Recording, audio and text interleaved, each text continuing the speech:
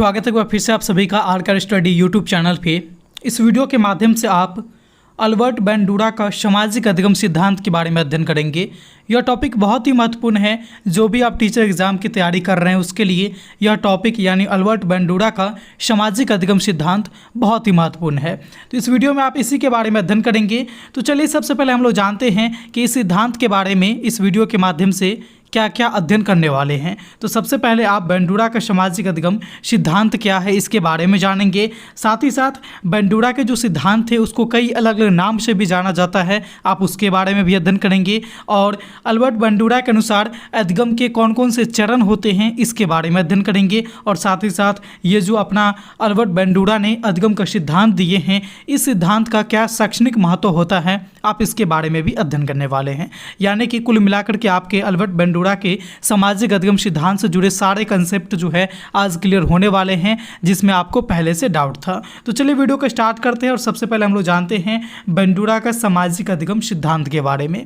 देखिए बैंडूरा का ये जो सामाजिक अधिगम सिद्धांत है, इसको जानने से पहले हम लोग थोड़ा सा चर्चा करते हैं बैंडूरा के बारे में। चूँकि उन्होंने ही इस सिद्धांत को प्रतिपादित किया है तो थोड़ा सा उनके बारे में भी जानना बनता है।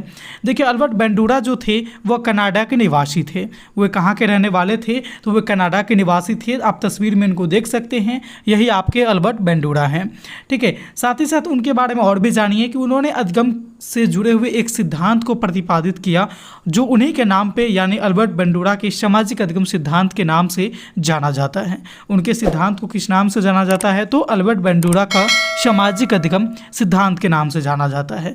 उन्होंने बोबो डॉल के ऊपर प्रयोग किया था। ये क्वेश्चन आपके सीटेट में पूछ सकते हैं या फिर जो भी आप टीचर एग्जाम की तैयारी करते हैं वहाँ से आ सकता है कि अल्बर्ट बैंडूरा ने किस पे प्रयोग किया था। तो अल्बर्ट बैंडूरा ने बोबो डॉल पे प्रयोग किया था। ये बोबो डॉल क्या होता है इसके बारे में आगे आप अध्ययन करेंगे इसी वीडियो के अंदर में। ठीक है, साथ ही साथ उन्होंने क्या किया कि बैंडूरा ने जो अपना प्रयोग किया था वह 3 से 6 वर्ष के बीच आने वाले बच्चे पर उन्होंने प्रयोग किया था। यानी वे बच्चों पर उन्होंने प्रयोग किया जिसके उम्र 3 से 6 वर्ष के बीच में थे। तो ये सारे पॉइंट को याद रखेंगे आपको। बोबो डॉल, 3 से 6 वर्ष के बीच बच्चे, ये सब आपके महत्वपूर्ण पॉइंट है। चलिए हम लोग आगे आप बात करते हैं बैंडूरा के ये सामाजिक अधिगम सिद्धांत के बारे में।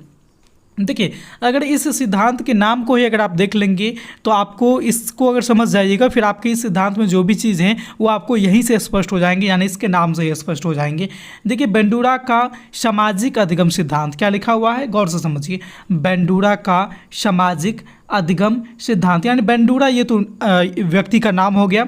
सामाजिक यानी समाज का मतलब क्या होता है, हमारा समाज। और अधिगम का मतलब क्या होता है, दूसरा नाम इसको हम लोग कैसे कह सकते हैं, तो कह सकते हैं सीखना। यानी कि ये जो सिद्धांत है वह आपका समाज सीखना सिद्धांत कह सकते हैं, यानी कि समाज से सीखना सिद्धांत हम लोग कह सकते हैं। ठीक है, समाज से सीखना सिद्धांत कह सकते हैं। आप देखिए इसको इतने अच्छे से तोड़ के समझिएगा, फिर आपको समझना काफ़ी ईजी हो जाएगा। यानी इस सिद्धांत में बच्चे कहाँ से सीखेंगे, समाज से सीखेंगे। यानी बैंडूरा कहते हैं अपने सामाजिक अधिगम सिद्धांत में कि बच्चे समाज के द्वारा सीखते हैं। चूँकि इन्होंने उनका नाम ही रखा है सामाजिक अधिगम सिद्धांत, यानी बच्चे समाज के माध्यम से अधिगम करेंगे यानी चीज़ों को सीखेंगे। ठीक है, समाज के माध्यम से बच्चे किन किन क्रिया के दौरान चीज़ों को सीखते हैं? तो बैंडूरा कहते हैं कि बच्चों अवलोकन के द्वारा, अनुकरण के द्वारा एवं मॉडलिंग के द्वारा समाज से चीज़ों को सीखते हैं। देखिए अवलोकन का मतलब क्या होता है कि किसी भी चीज़ को आप बारीकी से देखेंगे और उसके बारे में समझकर उससे कुछ कुछ जानकारी को प्राप्त करेंगे, ये आपका अवलोकन कहलाता है। अनुकरण कहने का मतलब होता है कि कोई चीज़ को आप देखेंगे, आप उसके जैसा करना स्टार्ट करेंगे, वो चीज़ आपका अनुकरण कहलाता है। जैसे मान लीजिए हम यहाँ पे ABCD लिखेंगे तो बच्चा भी उसको ये नहीं पता है कि ABCD कैसे लिखा जाता है, लेकिन वो उसी आकार में लिखना प्रारंभ कर देगा। बेशक उसको अच्छे से लिखा जाए उससे या फिर ना लिखा जाए, लेकिन वो क्या कहलाता है, वही आपका अनुकरण कहलाएगा। यानी आप बोलोगे अ तो वो भी बोलेगा पीछे से अ, आप बोलोगे पापा तो बच्चे भी बोलेंगे पापा। यानी वो क्या कर रहा है, आपके बातों का अनुकरण कर रहा है। तो बच्चे इससे भी सीखते हैं। मॉडलिंग, देखिए मॉडलिंग को थोड़ा सा समझ लीजिए। मॉडलिंग ये जो टर्म है इसको थोड़ा सा समझ लीजिए, बहुत से लोग इसको कंफ्यूज कर रहे होंगे। मॉडलिंग का मतलब क्या होता है कि एक आदर्श, ये कहते हैं ना कि हम महात्मा गांधी हमारे आदर्श हैं। ठीक है, यानी कि आप महात्मा गांधी के विचार से प्रभावित हुए हैं, आप उनके जैसा बनना चाहते हैं। जैसे कोई कहेंगे हमारे देश के प्रधानमंत्री नरेंद्र मोदी हमारे आदर्श हैं, कहने का मतलब कि आप उनके विचार से प्रभावित हैं, आप उनके जैसे बनना चाहते हैं। यानी प्रत्येक व्यक्ति का एक आइडियल होते हैं। आइडियल कहने का मतलब, मॉडलिंग कहने का मतलब ये हुआ कि आप उनके जैसे बनना चाहते हैं, उनका आप अनुसरण कर रहे हैं, उनको आप फॉलो कर रहे हैं। ठीक है, जैसे कि मैं एग्जाम्पल के तौर पर समझाता हूँ कि एक समय में आपका एक फिल्म आया था जिसका नाम था तेरे नाम। ठीक है, जो सलमान खान की मूवी थी, बहुत ही फेमस मूवी थी, बहुत ही अच्छे ये मूवी चली भी। तो इस फिल्म का नाम था तेरे नाम। इसमें सलमान खान का एक यूनिक स्टाइल था, वो था हेयर स्टाइल। आप यहाँ पर तस्वीर में देख सकते हैं। और ये जो हेयर स्टाइल है, इस हेयर स्टाइल के कारण सलमान खान बहुत से युवाओं के दिल पे बहुत दिनों तक राज किया। तो लोगों के अब ये आइडल बन गए, यानी लोगों के ये मॉडलिंग बन गए, मॉडल बन गए, ये आदर्श बन गए। अब लोग भी क्या करते हैं, देखिए यहाँ पे तस्वीर में, दूसरी तस्वीर में, कि इनके जैसे बाल ये भी अब कटवाना स्टार्ट कर दिए। पहले नहीं कटवाते थे। जब से इन्होंने सलमान खान को देखा इस कट में बाल को कटवाते हुए, इनको अच्छा लगा और ये भी इस कट में बाल को कटवाने लगे। यानी ये इनके बालों से प्रभावित हुए। ठीक है, और ये इनको अपना आदर्श मान लिया, इनको अपना आइडियल मान लिया और इन्हीं के जैसे ये बाल कटवाना स्टार्ट कर दिया। हालांकि इस बंदे में बहुत सारी चीज़ अभी सलमान खान के जैसे होना बाकी है, केवल यहाँ पे बाल ही लग रहा है थोड़ा थोड़ा कि सलमान खान के जैसे हैं। वैसे बॉडी में तो इनके ये मतलब आधा से भी कम होंगे। ठीक है, तो इनको मतलब मेरे कहने का ये सेंस है यहाँ पर कि इनके लिए ये मॉडल है। भले ही हेयर स्टाइल ही इसके लिए मॉडल हो, लेकिन इनके लिए मॉडल का काम कर रहे हैं। इसी तरह से आप बहुत सारे लोगों को देखेंगे जो उनका कोई ना कोई एक मॉडल होते हैं, जो उनके जैसा बनना चाहते हैं, उनके राहों पे चलना पसंद करते हैं, उनको फॉलो करना पसंद करते हैं। ये चीज़ें मॉडल कहलाती है और बच्चे मॉडल के द्वारा भी सीखते हैं। यानी बेंडूरा ने कहा कि अवलोकन, अनुकरण, मॉडलिंग के द्वारा बच्चे चीज़ों को समाज से सीखते हैं। इसीलिए उन्होंने इस सिद्धांत का नाम ही रख दिया सामाजिक अधिगम सिद्धांत। अब देखिए, सामाजिक अधिगम सिद्धांत में बच्चे अवलोकन के माध्यम से सीखते हैं, इसीलिए इसका एक और नाम दे दिया गया है अवलोकन का सिद्धांत। बच्चे अनुकरण के माध्यम से सीखते हैं, लेकिन इसीलिए इस सिद्धांत का एक और नाम दे दिया गया है अनुकरण का सिद्धांत। बच्चे इसमें निर्देशन के माध्यम से सीखते हैं, इसलिए इस सिद्धांत का एक और नाम दे दिया गया है निर्देशन का सिद्धांत। बच्चे इसमें प्रेक्षण करके सीखते हैं, यानी इस सिद्धांत का एक और नाम क्या दे दिया गया है प्रेक्षणात्मक सिद्धांत।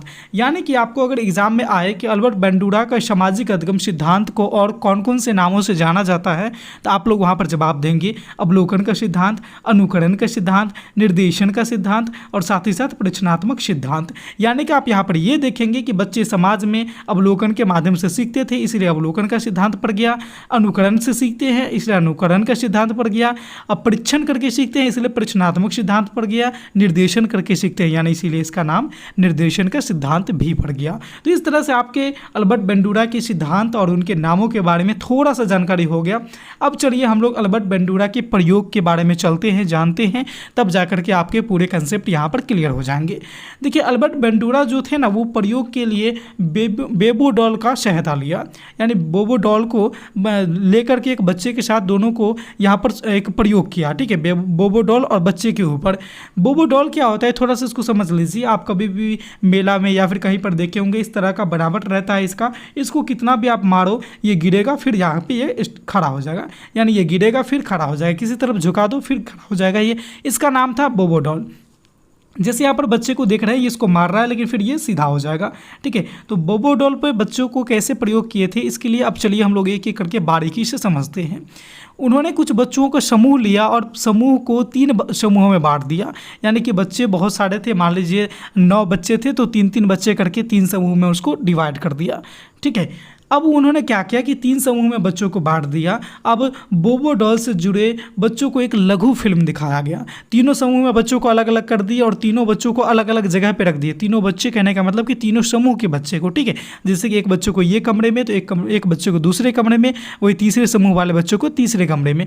अब तीनों समूह में बच्चे को क्या है कि बोबो डॉल से जुड़े लघु फिल्म दिखाया गया। लघु फिल्म कहने का मतलब कि छोटा सा वीडियो का क्लिप है ना, जिसमें से पहले समूह वाले बच्चों को ये दिखाया गया कि उस फिल्म के आधार पे एक बच्चा बोबो डॉल के साथ आक्रामक व्यवहार करता नजर आ रहा है। यानी बोबो डॉल को बार बार मार रहा है, बार बार धक्का दे रहा है, जमीन पे गिरा रहा है, पैर से मार रहा है, कभी हाथ से मार रहा है, कभी इसको दांत से काट रहा है। जैसे आप यहाँ पर तस्वीर में दे सकते हैं, आक्रामक व्यवहार इसको कह सकते हैं। तो पहले समूह वाले बच्चों को कैसा फिल्म दिखाया गया, जिसमें बच्चे बोबो डॉल को के साथ आक्रामक व्यवहार करता नजर आ रहा है, यानी उसके साथ मारपीट करता नजर आ रहा है। दूसरे समूह वाले बच्चों को भी बोबो डॉल से जुड़े ही फिल्म दिखाया गया, लेकिन उसमें वो जो बच्चे थे फिल्म में, वो बच्चे बोबो डॉल के साथ दुलार प्यार कर रहे थे, यानी वो एक दूसरे को हक कर रहे थे, यहाँ पर एक दूसरे से क्या है कि दुलार प्यार कर रहे थे। ठीक है, तीसरा समूह वाले बच्चों को कैसा फिल्म दिखाया गया, तीसरे समूह वाले बच्चों को भी बोबो डॉल से जुड़े ही फिल्म दिखाया गया, लेकिन इसमें बच्चा अलग बैठा था, बोबो डॉल अलग रखा था, यानी दोनों एक दूसरे से कोई मतलब ही नहीं था, दोनों यहाँ पे निष्क्रिय थे। ठीक है, तो अल्बर्ट बंडूरा ने तीनों समूह के बच्चे को 3 टाइप के फिल्म दिखाएं और तीनों टाइप में जो है एक बच्चा रहता था और एक बोबो डॉल रहता था। बेशक उसके प्रतिक्रिया तीनों में अलग अलग थी, जो मैंने अभी आपको बता दिया। अब इतना प्रयोग करने के बाद उन्होंने क्या किया कि सारे बच्चों को एक साथ बुला लिया, जो 3 समूह में उनको बांटे थे सबको एक साथ मिला दिया और एक कमरे में जाकर के उसको बंद कर दिया और सबके सामने क्या है कि बोबो डॉल भी रख दिए, यानी कि सारे बच्चों को एक साथ मिला दिए और एक कमरे में फिर बंद कर दिए सबको। इस बार सारे बच्चे एक ही कमरे में हैं और सबके सामने एक एक बोबो डॉल भी रख दिए। अब वो बच्चों का अवलोकन करते हैं कि कौन से बच्चे क्या करते नजर आ रहे हैं बोबो डॉल के साथ। तो उन्होंने देखा कि अवलोकन के माध्यम से कि जो बच्चे आक्रामक फिल्म देखे थे बोबो डॉल के ऊपर, वो बच्चे बोबो डॉल को मार रहे हैं, जैसे आप यहाँ पर देख रहे हैं मार रहे हैं। वो दूसरे समूह वाले बच्चे को जो उन्होंने प्यार भरा फिल्म दिखाया था बोबो डॉल के ऊपर, वे बच्चे बोबो डॉल को दुलार कर रहे हैं, यहाँ पर देख सकते हैं आप। और तीसरे प्रकार के जो बच्चे को दिखाया था जिसमें बोबो डॉल से वो निष्क्रिय था, यानी बोबो डॉल कहीं और रखा है, बच्चे कहीं और है, वो फिल्म में बोबो डॉल और बच्चे के बीच कोई रिलेशन नहीं था, तो वो फिल्म देखने वाले बच्चे को यहाँ पर भी देखा जा रहा है कि वो एक जगह आराम से बैठे हैं। इससे क्या स्पष्ट हो रहा है कि जो बच्चे जैसा क्रिया करते हुए देखा फिल्म में, वो उसी तरह की प्रतिक्रिया दे रहा है बोबो डॉल के साथ, यानी जो मारपीट वाले देखा सीन वो मारपीट कर रहा है, जो प्यार वाला सीन देखा वो यहाँ पर प्यार दुलार कर रहा है, और जो बच्चे कोई सीन देखा ही नहीं, दोनों निष्क्रिय बैठे देखा फिल्म में, तो वो यहाँ पर निष्क्रिय बैठे हुए हैं। यानी कि इससे स्पष्ट ये होता है कि बच्चे एक दूसरे के अनुकरण करके सीखते हैं। और इस प्रयोग के आधार पे बंडूरा कहते हैं अपने सिद्धांत के रूप में यह निष्कर्ष निकाला और कहते हैं कि बच्चे अपने समाज में उपस्थित चीज़ों के अवलोकन, अनुकरण, परीक्षण एवं मॉडलिंग के द्वारा सीखते हैं। यानी बच्चे के सामने जैसा आप प्रस्तुतिकरण करेंगे बच्चे वही सीखेंगे। बच्चे के सामने अगर आप गाली पढ़ेंगे तो बच्चे भी गाली पढ़ना सीख जाएंगे। बच्चे के सामने अगर यदि आप कोई भक्ति चीज़ें बोलेंगे तो बच्चे भी वही बोलना सीखेंगे। बच्चे के सामने यदि आप जो भी क्रियाकलाप करेंगे बच्चे भी आपका अनुकरण करेगा, अवलोकन करेगा और वैसा ही करना प्रारंभ कर देता है। तो देखिए अल्बर्ट बंडूरा के सिद्धांत का एक ही निष्कर्ष निकलता है कि बच्चे अपने समाज में बड़ों के अवलोकन, उसके अनुकरण इत्यादि के माध्यम से नए नए चीज़ों को सीखता है, यानी अधगम को ग्रहण करता है। सिर्फ इसका सिद्धांत इतना ही निकलता है। अब हम लोग थोड़ा सा और बात करेंगे कि अल्बर्ट बंडूरा के अनुसार अधिगम का चरण कौन कौन से थे। तो अल्बर्ट बंडूरा ने अधिगम को 4 चरणों में विभक्त किया है, जिसमें से सबसे पहला अवधान आता है, दूसरे नंबर पर धारण आती है, तीसरे नंबर पर पुनरुत्पादकर्ता आता है और चौथे नंबर पर अभिप्रेरणा आता है। देखिए अवधान में क्या होगा कि व्यवहार पर ध्यान देना और समझना आता है। यानी अवधान का मतलब है कि जब आपके नज़र में कोई चीज़ अच्छा लगे तब उस पर उससे जब आप प्रभावित होते हैं तब उस पर आप पहली बात क्या करते हैं, ध्यान देना स्टार्ट करते हैं। यानी अधिगम का सबसे पहला चरण है कि आप किसी भी चीज़ पर ध्यान दीजिए। दूसरी बात क्या है कि व्यवहार को याद कीजिए। अब वो जो व्यवहार आप देख रहे हैं अगले को, जैसे मान लीजिए कोई एक बच्चा है जो अपने पिताजी को देख रहा है किसी दूसरे अंकल से बात करते हुए एकदम, तो वो क्या करेगा कि पहले अब उनकी बातों पर वो ध्यान देगा, जिसको हम लोग अवधान में कहेंगे। अब वो व्यवहार को याद करेगा कि मेरे पिताजी उस अंकल के साथ कैसे बात कर रहे थे।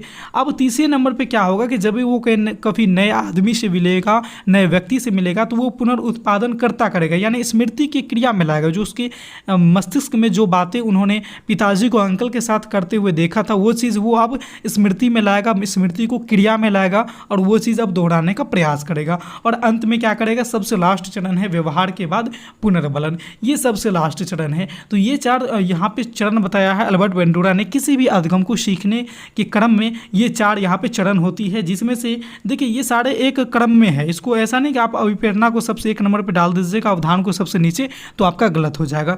1 नंबर पे आपका अवधान आएंगे, उसके बाद धारण आएंगे, उसके बाद उत्पादनकर्ता आएंगे और सबसे लास्ट में यानी चौथा पॉइंट आपका चौथा चरण अभिप्रेरणा आएंगे, जिसे मोटिवेशन कहते हैं अंग्रेजी में। ठीक है, तो अल्बर्ट बंडूरा के अनुसार अधिगम के यही 4 चरण थे, यही 4 स्तर थे। अब हम लोग बात करते हैं कि बंडूरा के जो अधिगम सिद्धांत है इसकी क्या आवश्यकता है पढ़ाई के क्षेत्र में, शिक्षण के क्षेत्र में, और साथ ही साथ इस सिद्धांत के कौन कौन से विशेषता हैं इसको जान लेंगे, फिर हमारा ये टॉपिक फुल्ली कंप्लीट हो जाएगा। तो चलिए सबसे पहले हम लोग जानते हैं पहले पॉइंट की ओर।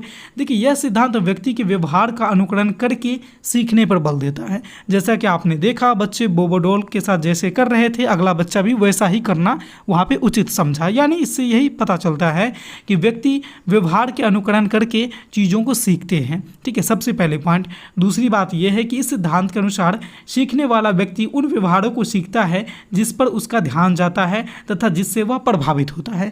अगर प्रभावित नहीं होगा, उस पर ध्यान नहीं जाएगा, फिर वो चीज़ों को नहीं सीखेगा। जैसे आप थर्ड वाले समूह के बच्चों के साथ देखा कि वहाँ पर फिल्म में एक बच्चा था और उसके सामने बोबो डॉल था, लेकिन दोनों चुपचाप बैठा था, तो दोनों एक दूसरे से कोई मतलब ही नहीं था, तो बच्चे वहाँ पर क्यों सीखेगा? जब वो प्रभावित होगा कि एक दूसरे की एक्टिविटी को देखेगा तब तो वहाँ पर सीखेगा ना। इसीलिए तीसरे समूह के बच्चे भी निष्क्रिय रह गए थे। ठीक है, तीसरा पॉइंट मैं आपको बताता हूँ कि विद्यालय को ऐसा उपलब्ध वातावरण उपलब्ध कराना चाहिए जिसमें बच्चे को क्या है कि चीज़ों को देखकर सीखने का अवसर मिले, चीज़ों को सीखने का क्या है अवसर मिले।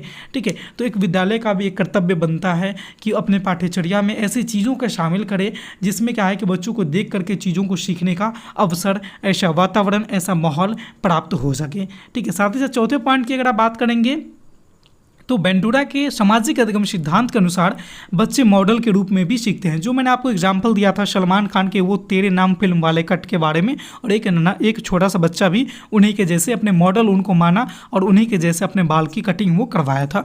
यानी कि बच्चे अगर बड़ों को अच्छा करते हुए देखेंगे और अगर उससे वो प्रभावित हो गया, फिर वो उसको अपना मॉडल मानते हैं और उनके जैसे खुद बनने का प्रयास करते हैं। ये चीज़ें बतलाए हैं हमारे बेंडूरा ने अपने सामाजिक अधिगम सिद्धांत के निष्कर्ष के फलस्वरूप। ठीक है, साथ ही साथ इन्होंने ये भी बताया है कि अवलोकन, अनुकरण और मॉडलिंग अधिगम में विशेष स्थान प्राप्त किया है और इसका एक विशेष महत्व भी है।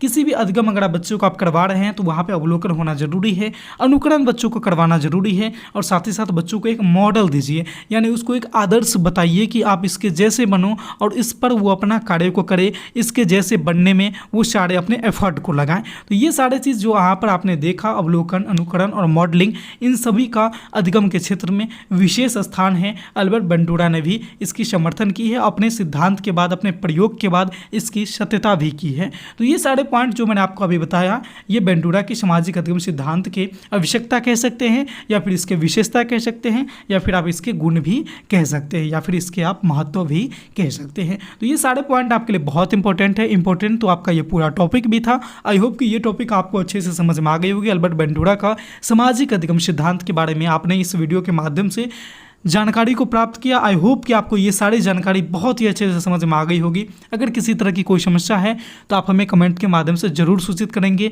ये वीडियो कैसी लगी आप हमें ये भी कमेंट के माध्यम से ज़रूर बताएंगे।